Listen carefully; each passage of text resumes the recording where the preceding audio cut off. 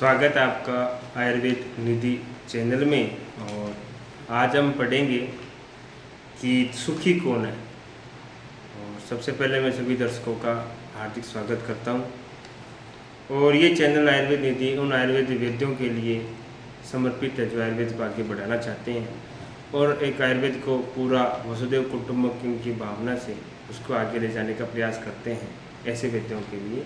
और ऐसे लोग जो मेरे सब्सक्राइबर हैं उनको भी मैं धन्यवाद देता हूँ। लोभ मूलानि पापानि, लोभ का मूल पाप है। रस मूलानि व्याधि, रस का मूल व्याधि है। इष्ट मूलानि शोकानि, इष्ट का मूल शोक है। त्रीणि त्यक्त्वा सुखी भव, इन तीनों से जो दूर रहता है वह सुखी होता है।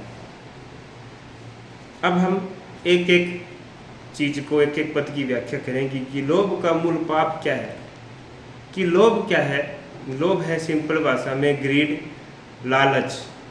हमने बचपन में कहानी पढ़ी थी ग्रेडी डॉग कि कुत्ते के मुख में हड्डी होती है और वो जाता है तो कहीं उसके पानी में उसको दूसरा कुत्ता दिखता है तो वो दूसरे हड्डी के चक्कर में अपनी हड्डी भी गंवा देता है। जैसे लॉटरी सिस्टम हो गया, वही आपको लालच दिया जाता है कि ऐसा करोगे तो ऐसा हो जाएगा, तो आप ऐसा करते हैं और एक लालचवश आपके पास जो रकम होती है वो भी चली जाती है। तो लोभ का मूल पाप है। पाप क्या हुआ? दूसरे को दोषी ठहराना। होता क्या है, जब भी आदमी हारता है तो दूसरे को दोषी ठहराता है और दूसरा काम ही नहीं उसका। पहले लोभ आया ना, लोभ के चक्कर में आप फंसे, आपको बेवकूफ़ बनाया गया। जो मल्टी लेवल मार्केटिंग कंपनी है ये तो करती है, आपको आती है, आपको इतना लोभ देती है और आप लोभ में आ जाते हो। बस आपको एक दिन में करोड़पति बना देती है। करोड़पति तो दूर, आप रोड़पति पे आ जाते हो और आपके पास 1 रुपये भी नहीं बचता। तो लोभ के कारण पाप हुआ ना। फिर आप रोते हो कि हाँ उसने मेरा बुरा किया, उसने मेरा बुरा किया। उसने आपका बुरा किया वो दूसरी बात है। पहली बात है ना कि आप उसके चक्कर में आए, उसने आपको काटा। समझ में आ गई ना बात? आज के ज़माने में यही हो रहा है कि आप लालच में आते हो, आप अपना काम करो। कहने की दिक्कत क्या है? रस मूलानि व्याधि है, रस का मूल व्याधि है। रस क्या हो गया भाई? रस हो गया आपकी 5 इंद्रियां।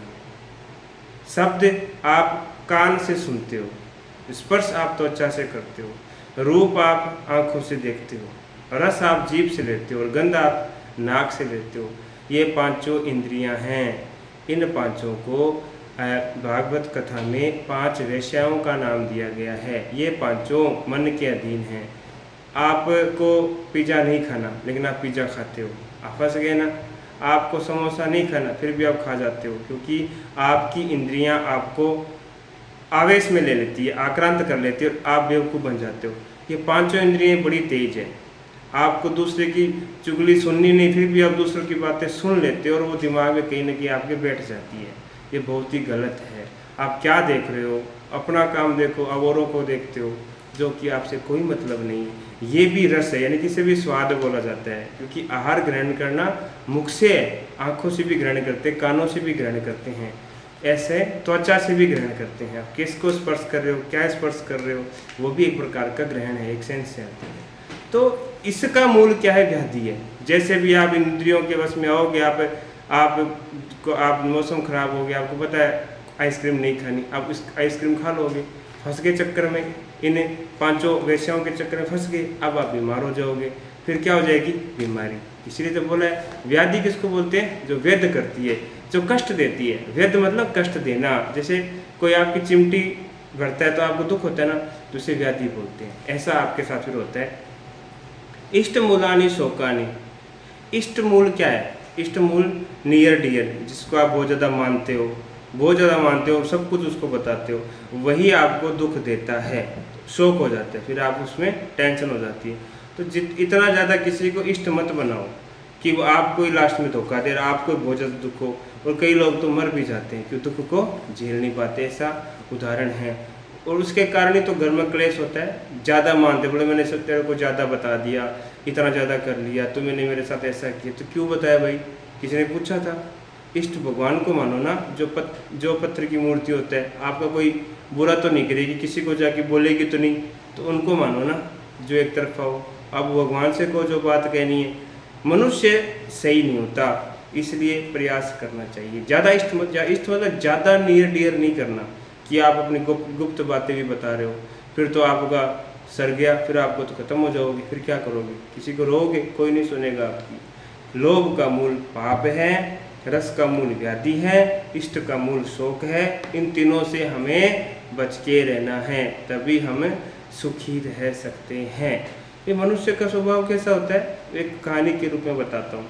एक नहुस होता था, ये तो बचपन में पढ़ी थी हमने। नहुस होता है और नहुस बहुत अच्छा होता है, बहुत ही मनुष्य पृथ्वी लोक पर बड़ी इज्जत होती है, बहुत कुछ अच्छा होता है। और ऊपर से देवता लोग उसको देखते कि भाई नहुस तो बहुत अच्छा व्यक्ति है, क्यों ना इसे हम स्वर्ग लोक दिया जाए। तो राजा इंद्राणी को कहते हैं कि ऐसा बंदा है, इसको ऊपर बुला लेते हैं, बहुत ही अच्छा, नेक और अच्छा है। इंद्राणी बोली सोच लो, आपकी मर्जी है, बुलाओ या ना बुलाओ। इंद्र ने कहा ठीक है। इंद्र ने अपने गुप्तचर भेजे, नहुस को बुला के ले आए। नहुस वहाँ पे रहा। अब स्वर्ग लोक में क्या है भाई, आपको तो पानी का लोटा भी नहीं उठाना, सब आपको अप्सराएं होती है, आपको सब कुछ सारी सुविधाएं मिलती है, आपको कहीं जाना नहीं। अब देखो मनुष्य का स्वभाव कैसा है, मनुष्य का जब पेट खाली होता है तो इधर उधर भागता है, लेकिन जब मनुष्य का पेट भर जाता है ना, तो फिर वो लायक नहीं रहता, नालायक बन जाता है।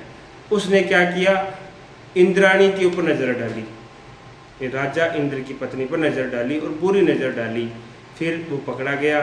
भगवान इंद्र ने उनको वापस नीचे भेज दिया। बोले मनुष्य का स्वभाव ही ऐसे, मनुष्य समझता नहीं, जब खाली पेट होता है तो भागता है, ज्ञान की बातें करेगा, ये करेगा, वो करेगा, ये कर दूंगा, वो कर दूंगा। और जब पेट भर जाता है तो जूठा भी छोड़ देता है, तो ज्ञान सब बंद हो जाता है।